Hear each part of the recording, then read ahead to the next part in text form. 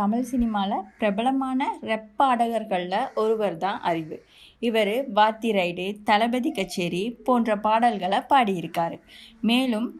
மேலும் தமிழக வெற்றி கழகத்திற்கான சித்தாந்த பாடலையும் அறிவு பாடியிருக்காரு அப்படின்றது குறிப்பிடத்தக்கது.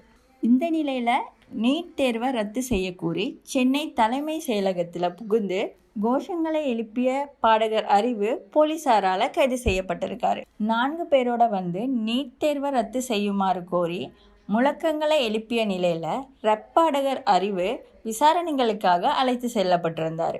இதற்கு பிறகு மீண்டும் தலைமைச் செயலகத்திற்கு வரவழைத்து முதல்வர் விஜயை சந்திக்க காவல்துறையினர் ஏற்பாடு செஞ்சிருக்காங்க அப்படின்ற ஒரு தகவல் வெளிவந்திருக்கு.